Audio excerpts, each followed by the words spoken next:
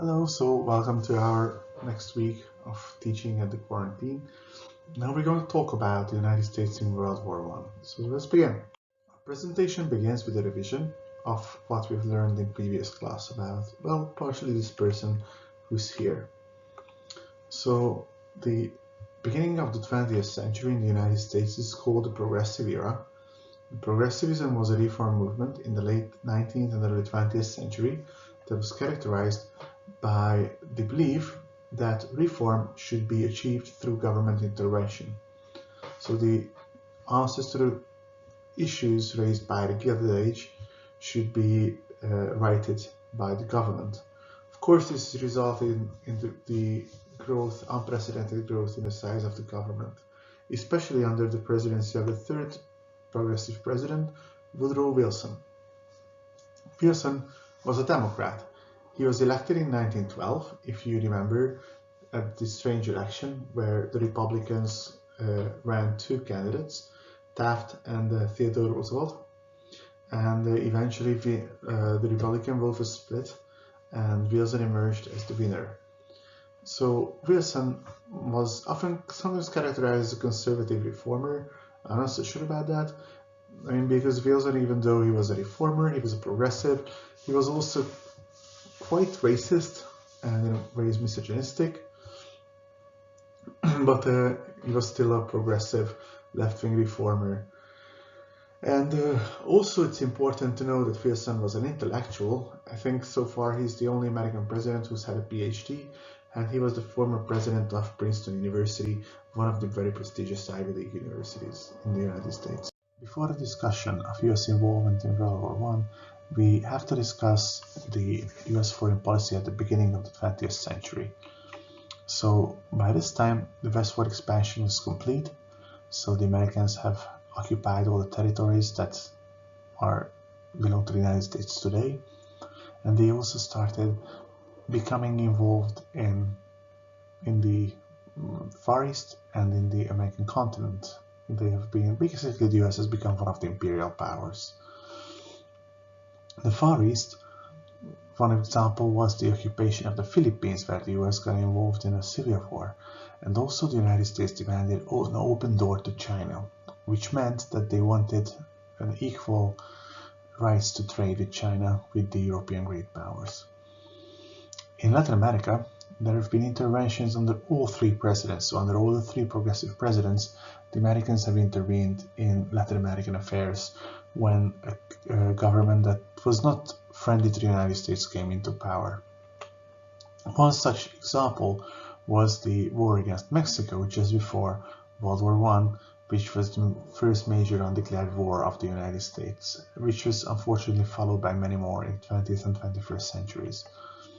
And another big project was the Panama Canal. The United States basically supported the independence of the small state of Panama, and the Panama Canal was built. This way, shipping between the Atlantic and the Pacific Oceans became a lot cheaper and quicker. Woodrow Wilson, the third progressive president, had a vision for the world. Wilson was, if you remember from last week, I might have told you that Wilson came from a very religious family. His father was a Protestant preacher, and he had this whole vision of the world, of how it would have to be. And he also felt with like this messianistic sense of mission. That is his mission to try to realize this. So what did he imagine? Wilson imagined a liberal capitalist and democratic world order. He believed that the world is advancing towards this, that this is basically the end game of the end of history, that every country in the world is going to be liberal, capitalist, and democratic, which means the end of all wars, because all countries are going to be economically reliant on each other, and all of them are going to be led by democratic leaders who are not going to declare war, because who would vote for somebody who wants war? Well, this is not exactly how the way things work, but this is what Wilson firmly believed. Also, he had a fear of revolutions. So He believed that, being the conservative reformer that he is, he believed that this should be achieved through gradual changes. Basically, he wanted to establish a new world order. A new world order that is characterized by disarmament, meaning that fewer militaries, collective security, and collective security means that there is a group of nations, and if somebody attacks one of them, then all of them are going to consider it to be an attack against them. So basically, if you think about how NATO works today, like a military alliance, that if you attack one member, then all the members are going to jump to their defense. This is what he meant by collective security. Wilson wanted to establish a League of Nations, that is Népszövetségi Hungarian. The League of Nations would be like a world parliament, where all the leaders of the world would get together and they would resolve their issues peacefully, and if anybody would be acting aggressively, so starting a war, then the whole League of Nations would be against that country. Wilson was running diplomacy through his private advisors. For example, Cornwall House was a very important advisor of his, who overtook after Wilson left the Paris Peace Treaties, but we're going to talk about this as well. So basically, he didn't go through the official channels, he was using his private advisor for diplomacy. And let's talk a little bit about Wilson's arrogance. Wilson was saying things like this. I think this quote illustrates how he thought very well. If I cannot retain my moral influence over a man except by occasionally knocking him down, if that is the only basis upon which he will respect me, then for the sake of his soul, I've got to occasionally knock him down and sit on his neck and make him listen. Okay, so Wilson believed that he is justified, and he's justified to use power because he's right, he's correct, which is, I think, a very dangerous combination. Okay, so let's see what happens. So let's talk about how the Great War, as they called World War I at the time, I mean, of course, they didn't know that there was going to be a second one. So let's talk about how it began. In June 1914, Archduke Francis Ferdinand is assassinated in Sarajevo. Archduke Francis Ferdinand was the heir to the throne of the Austro-Hungarian Empire, the son of Francis Joseph, and he would have been the emperor and king once Francis Joseph died. So he was assassinated in Sarajevo, that is in Bosnia, and it has been recently occupied by Austria-Hungary. The ones who committed this were the Serbian terrorists, the Black Hand, and very quickly this was followed by a declaration of war by the Austro-Hungarian Empire to Serbia. Very quickly, everybody declared war on everybody in Europe, and the two big blocs, the Allied powers and the Central powers, were at it by the end of the summer of 1914. So the Allied powers were France, the British Empire, and Russia. These are the most important ones. Later they were joined by, and of course Serbia was among them from the beginning. Later they were joined by Romania and Italy, and there were several other smaller powers. And the Central powers were Germany, Austria-Hungary, the Ottoman Empire, and Bulgaria.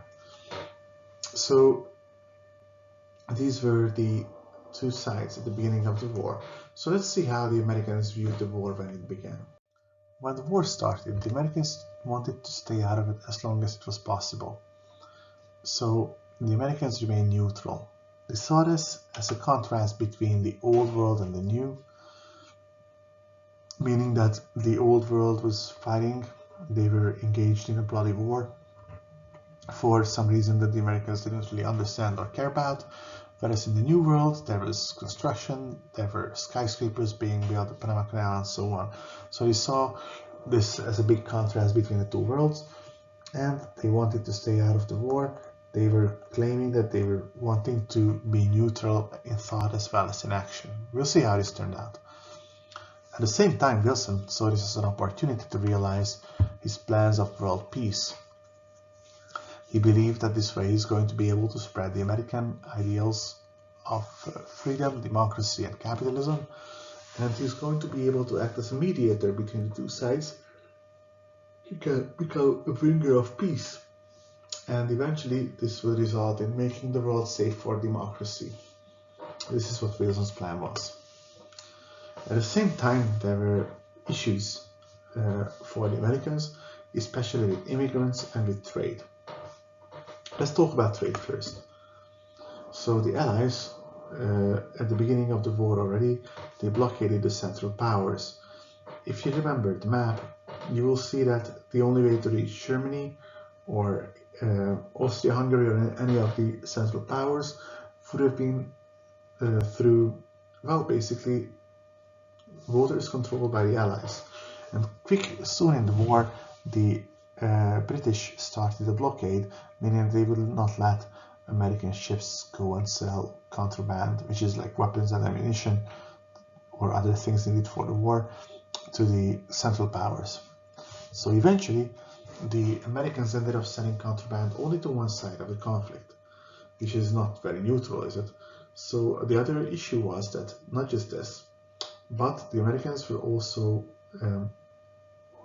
selling contraband on credit. So the British didn't pay immediately, and after a while this meant that the Americans would be interested in the British winning the war, because if they want to see their money, if they want to make sure that the British will be able to pay, then they would also have their interest in the British victory. At the same time, there was propaganda, especially the British propaganda was effective. The common language was a big important factor in this, as well as the fact that the British were controlling the telegraph lines across the ocean at this time, so the Germans could not really get in contact with the Americans, only through the British. So another issue was sabotage. Sabotage is basically, we would probably call it like acts of industrial terrorism, because the Americans were selling contraband to the Allies.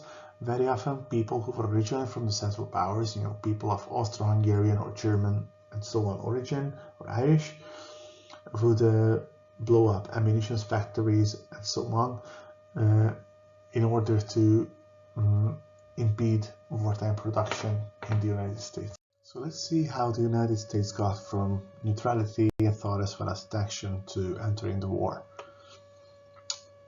One of the first things that pushed the Americans towards war was the sinking of the Lusitania. So the Germans were a lot weaker than the British. So the German Navy was a lot weaker than the British Navy. And the only type of ship that the Germans were better at was the submarine, the U-boat. And the Germans were basically trying to stop trade across the Atlantic, the Americans selling weapons to the British by sinking British ships. And the Lusitania was basically the biggest ship in the world after the sinking of the Titanic. It was a British ocean liner, and the British were actually carrying contraband on it. And they were very cynically using the American passengers as human shields. And the Germans were basically announced that they're going to sink the ship because it's carrying weapons and ammunition to the British, and the British didn't care. And they eventually, so Lusitania was eventually sank, and this was a huge scandal. Of course, the contemporary press didn't really mention that there were actually weapons on the ship as well. So this was one nail in the coffin of US neutrality. So in 1916, Wilson was re-elected by saying that he kept us out of war, but immediately after he was elected, he started preparing for the war. And there were various factors that eventually contributed to the US entering World War I. The first one was atrocity propaganda. The British were very effective at this. First of all, there was no linguistic barrier. Also, they were controlling communication across the Atlantic, so they were controlling what the Germans were sending.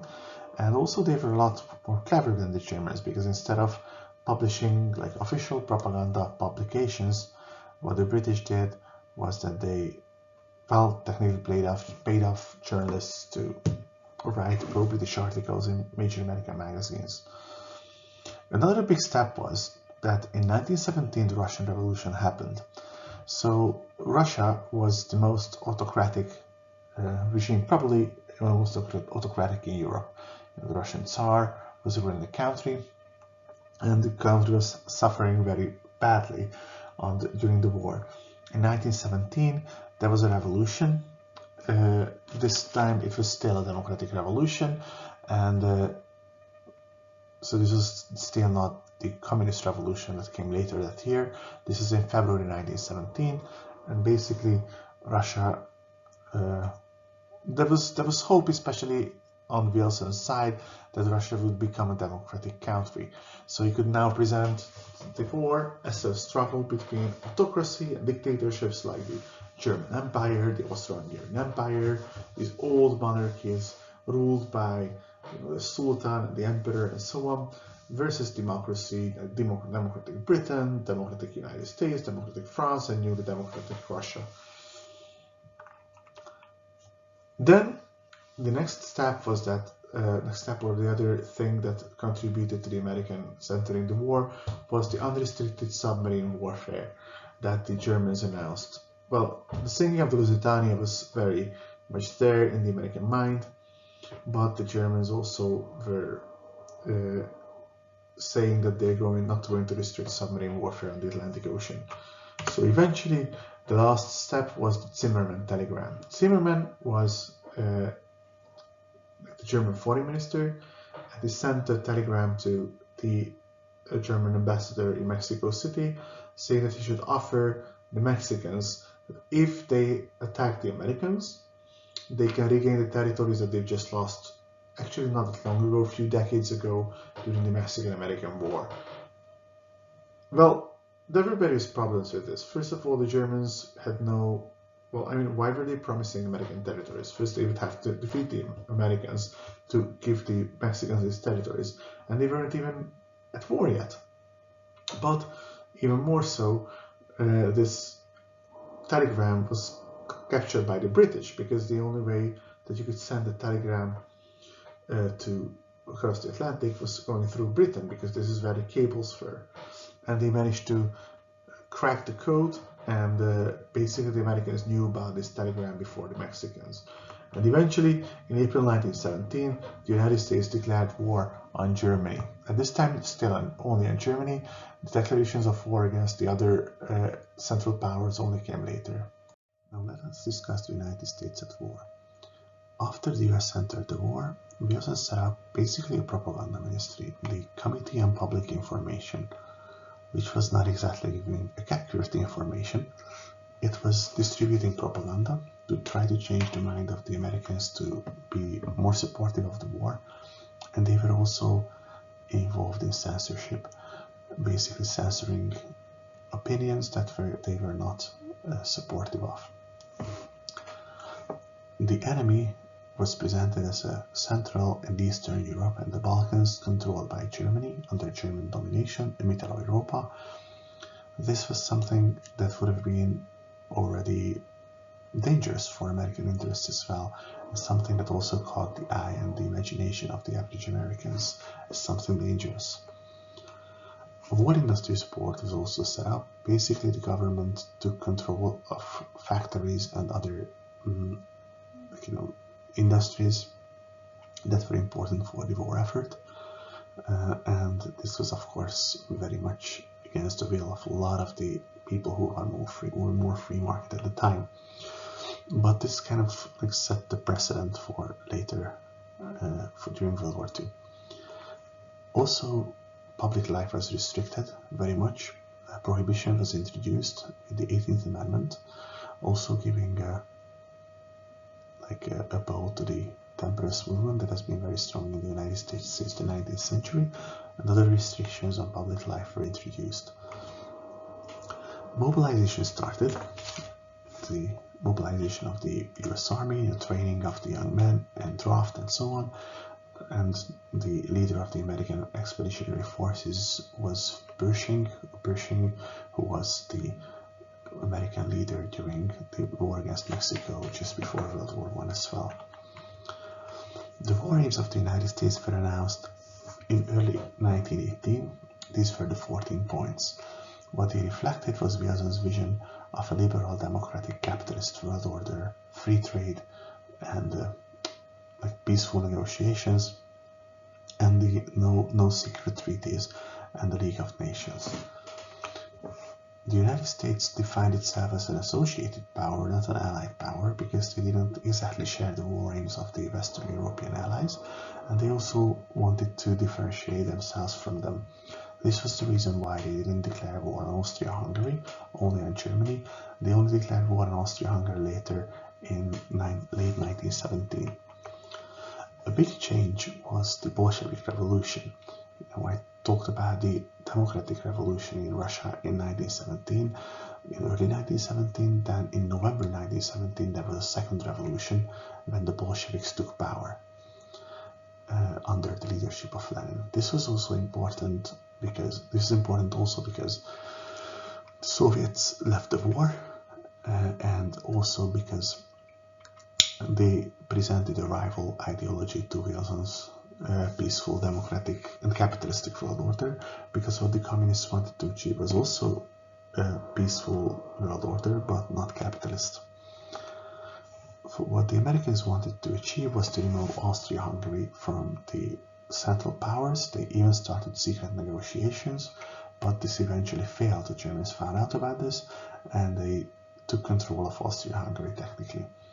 So when these negotiations failed, it was only this time that they finally decided upon the dismemberment of Austria-Hungary to basically promise all of these territories. There are other reasons for this. If you're interested, you can read it in the book, but I'm not going to spend too much time on discussing these. So the war came to an end abruptly in 1919 when the front collapsed. Basically, there was no military victory during this war.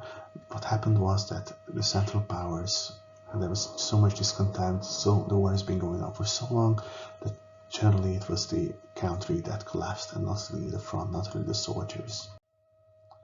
So let's talk a little bit about technology in World War I. If you remember, during the Civil War, I told you that it was not really the first modern war.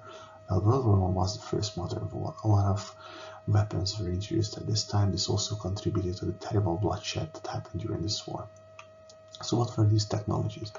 For example, trench warfare was very common in World War I. The trench, you can see this is a ditch where the soldiers were, and this is how the front line used to look like. These trenches would basically stay like this for some months, even years. There would be very little movement, and it was very terrible, and this is also contributed to the shock of World War I. Another important inventions were the airplanes that were introduced. In airplane technology received a big boost during the war. Tanks, machine guns became common. Machine guns were commonly used. I mean, not portable machine guns, so not submachine guns, but these big ones. Also, flamethrowers came to be used. Submarines, the German military, the Kriegsmarine, used these U-boats, the submarines, and also chemical warfare was introduced, which had terrible effects on Hitler also, but on many other. Paris Peace Conference. So when the war ended, Wilson felt that now it was his time to shine, to realize his dreams, and he was received very favorably in Europe. The people were very much hoping for Wilson. He was greeted as kind of like the angel of peace, somebody who would bring peace to Europe. Wilson was hoping to be able to get one big peace treaty, like to end the whole war, and to include his pet project, the League of Nations. He was hoping for a scientific peace, the peace to end all wars that would be so good that it would never have to be, there would never have to be another peace again. Well, us Hungarians know how it turned out. So Wilson traveled to France. He was the first American president to go to Europe. You might be surprised about this, but you have to realize that they still had to travel by boat. It was not until the interwar years that planes could fly across the Atlantic. So he traveled to France to participate at the conference with a ship full of experts. But the European allies had particular interests. The British and the French, the Italians, especially the Romanians and the Czechoslovaks, and these guys knew very well what they wanted to do. So eventually what happened was that instead of one treaty, there were 4 major treaties with the defeated powers, and all of these treaties included the League of Nations. So eventually Wilson got what he wanted with the League of Nations, but not so much in these peace treaties. These peace treaties ended up punishing the defeated powers so much that it was kind of disgraceful, and a lot of people, including Churchill, already believed that they only saw the seeds of the next war. Because of his frustration, Wilson's control disintegrated over the peace delegation, and he's also control disintegrated over the country as well. Most Americans didn't elect him to go to Europe and play peacemaker. They elected him to be the president of the United States, so Wilson eventually had to return to the USA. At home, he was fighting for the adoption of the treaty. Most Americans didn't want to adopt this. We're going to discuss next week why not. Basically, they didn't reject it because they mostly rejected it because they didn't like Wilson, and also they didn't want foreign entanglements. We're going to get into this later. And the elections of 1918 were also coming up. Wilson suffered several strokes during the campaign of the treaty fight, and eventually the treaty was not ratified by the United States, so the United States never signed the Paris peace treaties. This is going to be important later, and the US never became a member of the League of Nations. They were only supporting it from the outside. So let's come to the conclusion. So what was the conclusion of the war? 9 to 10 million dead soldiers and about 6 million civilians died during World War I.